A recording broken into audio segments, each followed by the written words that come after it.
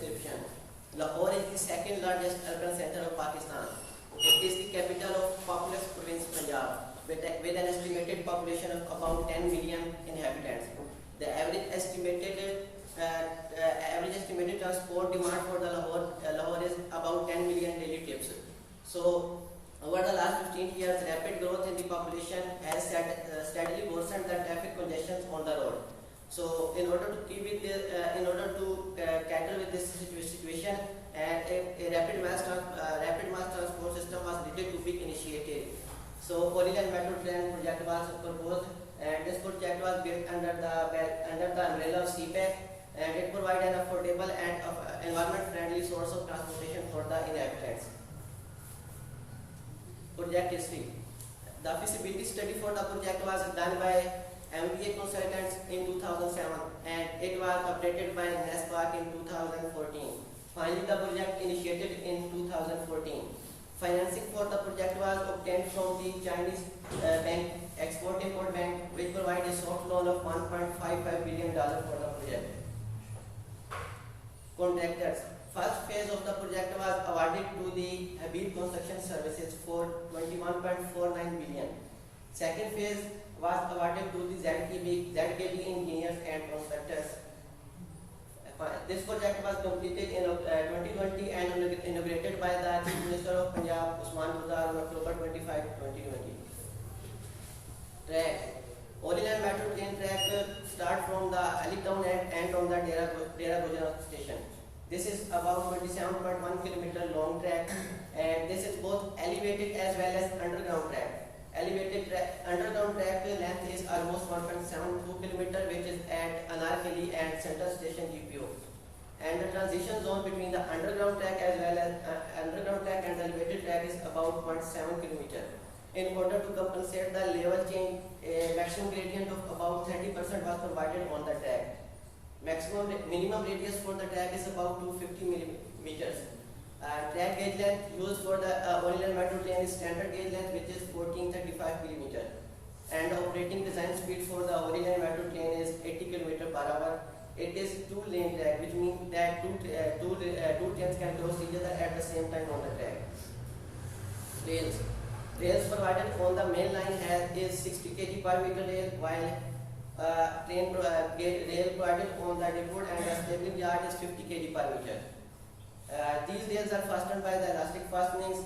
Turnouts are provided to switch between the tracks for the rails for the trains. So number 9 turnouts are provided on the main line and the number 7 turnout provided on the depot and the stabling yard. Monolithic concrete track pad was used on both the main line as well as the line in the workshop of the stabling yard. And crushed stone pallets were used on all the other cross sections. This is an overview of the track of the Orient Metro train. Rolling stock. Rolling stock obtained for Orient Metro train was manufactured by Chinese locomotive CRRC locomotive. This is according to the Chinese standard type B train set, which has 5 wagons and 4 doors. So it has a capacity of about 200 passengers per wagon with both seated as well as standing passengers. 20% passengers are being seated and 80% passengers standing. It is an electric locomotive, so it is powered by a 750 volt third rail. These are some technical parameters of the rolling stock, like it has number of axles per car 4, width of each car is 2800 millimeter, number of doors 4, and the maximum speed is 80 km per hour. Stations. There are total 26 stations provided on the track of the Orient Metro train station, where 2 are the underground station while all other stations are elevated. These are the list of the Orient Metro stations starting from the Ali Town and ended on the Dera Gujral stations. Anarkali and the Central Station GPO are the underground stations. Anarkali is this cross section of the Orient Metro train and Metro bus station, Metro bus rag. So if anyone wants to switch between the Metro bus and the Orient train, he can use this terminal. That's all from my side, and next I would like to lead to push it further.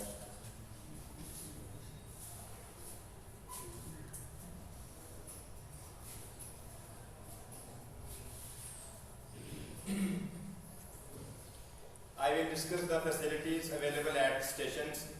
There is facility of elevator and escalator system. Especially for the older passengers, they can have the access to the platform and the ticket hall with the help of elevator.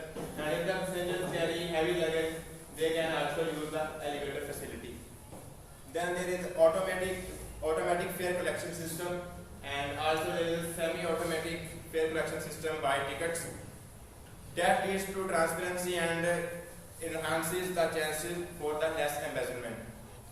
Then all the platforms are air conditioned. There is proper ventilation throughout the platform. In case of any hazard, mechanical ducts are being installed for the exhaust of smoke. At the platform level, there is natural ventilation is designed. There is proper fire detection and warning system. Water supply and drainage system is drained into the municipal drainage ditches.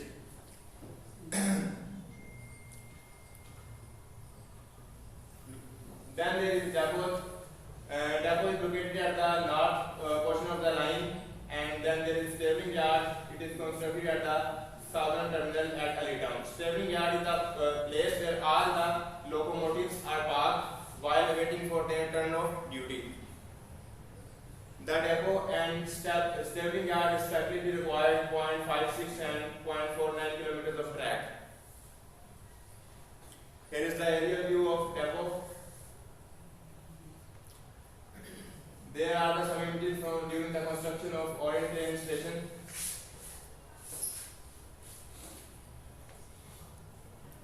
Here is the installation of the girders, precast girders.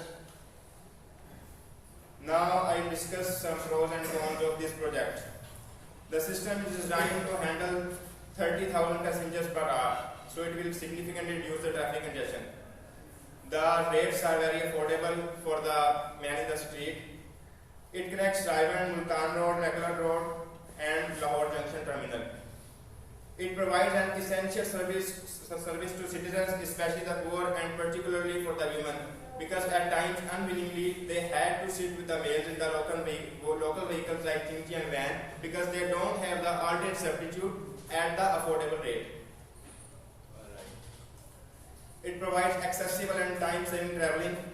It develops environment-friendly transport system, and because with the Orient train, lack of local vehicles and the emission of air pollutants. The compensation for the destroyed infrastructure was done by the government. Now there are some cons of this project. Since the beginning, this project has been under criticism because of such a hefty amount for a single project. The government had to pay an additional subsidies to set the affordable rates for the passengers. Moreover, the government had to pay the interest payment that for the amount that was that for this project. During the construction, there was cutting down of 620 grown-up trees that imposed a setback to the green and hygienic environment. The system required approximately 20 megawatts of electricity to power the trains as well as the system stations. It caused a great deal of trouble to the people who sacrificed their places, their hometowns. The most of the buildings are principally industrial and residential. They had to delocalize from their hometowns, and once again they had to make new settlements and install new businesses. That was a great deal of trouble for them. Any questions?